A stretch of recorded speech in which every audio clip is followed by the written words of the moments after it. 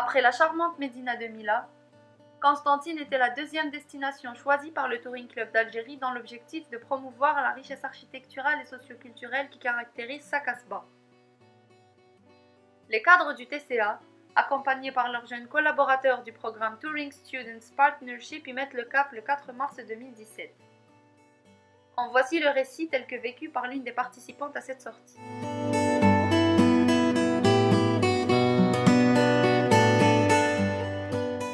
On ne présente pas Constantine.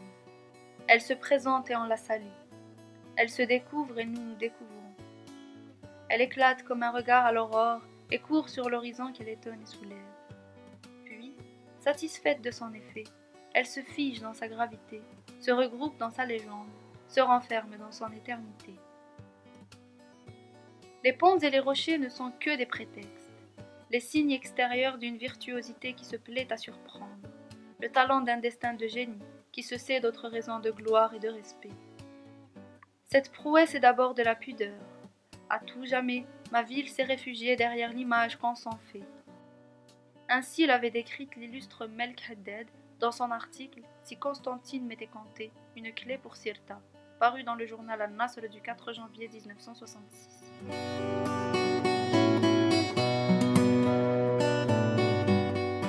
Qui distingue la Casbah de Constantine des autres médines du pays, c'est sans doute le fait que des pans de certains murs sont incrustés de gravures écrites en latin et datant de l'époque où les Romains peuplaient les lieux. La citadelle aux alentours imposants fait partie du patrimoine sauvegardé de la vieille Médina. Les aménagements urbanistiques qu'elle a connus durant des siècles ont fini par étendre son tissu aux nombreuses constructions édifiées sur les deux côtés de son artère principale, la rue Abdallah Bohroum, ex-rue d'Amrémou. L'histoire retient peu de détails sur ce qu'a été la Casbah, forteresse des gouverneurs turcs, et encore moins sur les constructions qu'elle abritait avant la conquête française.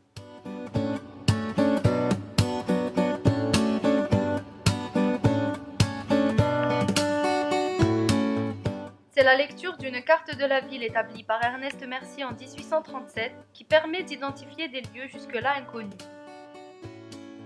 Nous apprenons que la vieille Médina était divisée en 4 quartiers principaux. Al-Qasbah au nord, Al-Jabia au sud, Al-Tabia au nord-ouest et Al-Qantara au sud-est.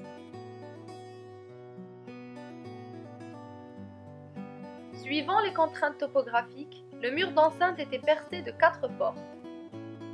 Bab Jdid à l'ouest, situé sur le point le plus élevé, conduisait vers Alger.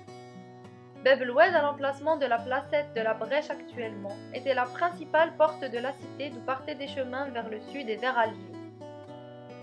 Bab el-Jabia, du côté de la Souiqa, communiquait avec le Rumel d'où les habitants puisaient de l'eau.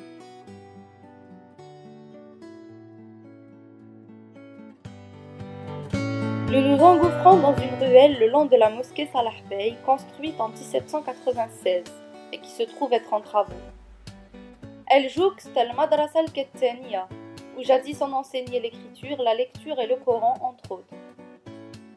Notre guide nous confie que Constantine abritait plus de 70 mosquées et 90 écoles pour apprendre à lire et à écrire. Traversons l'un des fameux marchés de la Casbah, Souq al-Asr, où des commerçants proposent depuis des siècles des fruits et des légumes de saison. Nos pas nous emmènent dans une charmante boutique où nous échangeons un moment avec le gérant. Nous apprenons qu'elle appartient à la famille Azzi, maison de haute couture célèbre dans la ville pour ses tenues traditionnelles, Gendourat el-Fergani. Cette robe typiquement constantinoise illustre bien l'art de la broderie sur velours, qui habille le corps des femmes lors des mariages et des fêtes, et que la maison Azzi réalise encore aujourd'hui à la main. De tout temps, les habitants de Constantine ont travaillé de leurs mains. Notre guide, M. Ramdan Layeb, avance le nombre impressionnant de 88 types d'artisanat maîtrisés dans la région. Des bijoux aux vêtements, en passant par la sculpture, la poterie, la céramique, la tannerie, la lutherie et la fabrication d'instruments de musique, sans omettre évidemment la spécialité locale, la dinannerie.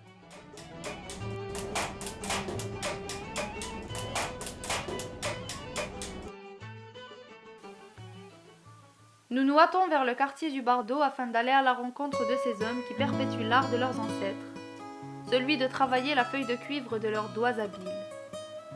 La dynandrie à Constantine, c'est un savoir-faire dont les habitants sont très fiers. Autrefois, ces artistes pratiquaient leur activité au sein même de la Casbah, mais ils ont dû la quitter en raison du vacarme que leur travail impliquait et qui indisposait les occupants des lieux.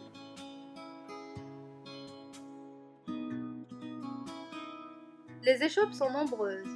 Les objets sont divers et variés et ne manquent pas de détails esthétiques soigneusement exécutés. Entre les chandeliers, les cadres, les plateaux, les vases, les jarres, les carafes, les coupes, les verres et tant d'autres objets façonnés de ses mains, un artisan nous montre joyeusement quelques-unes de ses plus belles pièces. Un tagine en cuivre rouge qui supporte la chaleur pour préparer le kesra, une incontournable galette ronde dont on raffole dans la région. Ou encore, un imposant instrument pour produire de l'eau de rose, de l'eau de fleurs d'oranger dont les Constantinois aiment parfumer leur café, sans oublier des arômes et des huiles essentielles aux délicats parfums.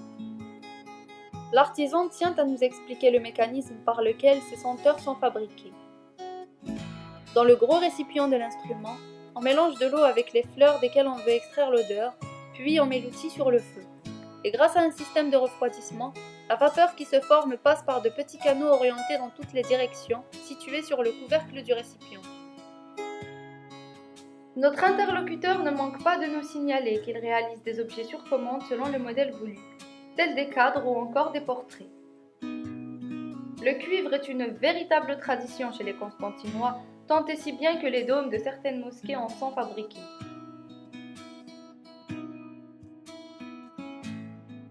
هي كما قلت الصنعة هذه من الستينات كيقسمطينها أنا فهمتني من الستينات كاينة الصنعة هذه أنا الصنعة هذه بديت فيها في 73 ولا 72 فهمتني شحال كان عمرك؟ في عمري بالك 16 سنة ولا 17 لو كان في عمري 60 سنة فهمتني والصنعة هذه من بكري سيرتو قسمطينة معروفة بالصنعة التقليدية بالنحاس وكذا فهمتني من بكري معروفة يعني قسمطينة هذه وخاصة قسمطينة. وانتم فخورين بهذه الصنعة يعني؟ بيان سور فخورين أنا كي نعود نخدم هكذا كما يقولوها راني كما يقولوها بالقاوري جو سي ساتيسفي نرتاح لها الصنعة هذه نرتاح لها يعني بورطون في عمري 60 سنة بصح والله كي نخدم فيها نروح على شي نروح مرتاح رغم عبي يقول فيها شوية تعب وكذا كل حاجة بصح نروح مرتاح نشيها نروح هكذا مرتاح متفائل هكذا ولدتها للأجداد ولا أنت يا بنت؟ لا سمع كانوا ناس بكري ناس كبار أكثر منا خدمنا معاهم في الوقت هذاك الله يبارك هذه هي.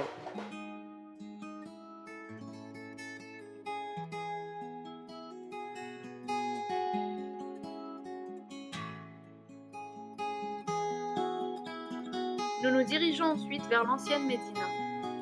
Sur notre chemin, le pont Salah Bey nous salue tel un hôte content de nous avoir subjugués lors de notre séjour.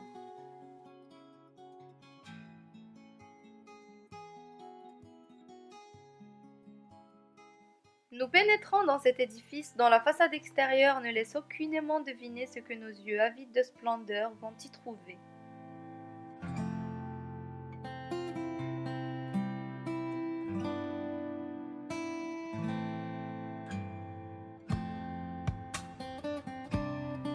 À vrai dire, une fois à l'intérieur, nos regards ricochent sur ce qu'ils croisent sans ne plus savoir vers où se diriger. Est-ce sur ce jardin à notre droite qu'un panneau nous indique comme étant le jardin des palmiers? Et dans notre guide des lieux, une certaine Hassina nous explique pourquoi nous y trouvons exactement 4 de ces arbres, un dans chaque coin du patio qui l'accueille. Chacun de ces palmiers représente en fait l'une des 4 épouses du bey. Ces dernières étaient logées dans une partie de la demeure appelée le harem, qui était strictement interdit aux hommes et qui comptait un bassin et un patio. Ou peut-être nos yeux devraient-ils regarder plus haut sur ce même mur. Là se trouve une magnifique fresque multicolore dont nous avions entendu parler. Elle raconte, nous dit le guide, le périple du bey lorsque celui-ci accomplit son pèlerinage à la Mecque. Une autre version trouvée dans le livre Constantine de Rachid Bourouiba, collection Art et Culture, nous fait savoir que cette représentation est le récit du voyage vers la Mecque effectué par l'artiste de cette œuvre lui-même. On nous révèle que d'autres fresques murales existaient autrefois dans cette demeure, telles les fresques de Tripoli et de Kindia. Malheureusement, le temps aura eu raison d'elle. En longeant le mur, nous découvrons au centre du petit hall une maquette en bois réplique de cette demeure. Sur notre gauche se tient à présent le verdoyant jardin des orangers.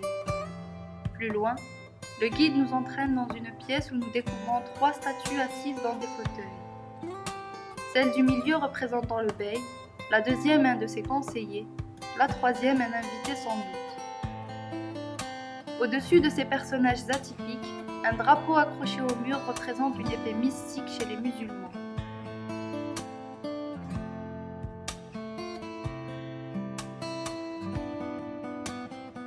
Depuis le bus qui doit nous ramener à la capitale, nous jetons un dernier regard admiratif et charmé vers Constantine. Cette ville nous aura accueillis pour quelques heures qui semblent avoir duré des semaines, tant notre séjour fut riche en découvertes et en émotions. Nous nous promettons de revenir en ces lieux afin de nous abreuver d'autres histoires et d'autres secrets que la ville voudra bien nous livrer.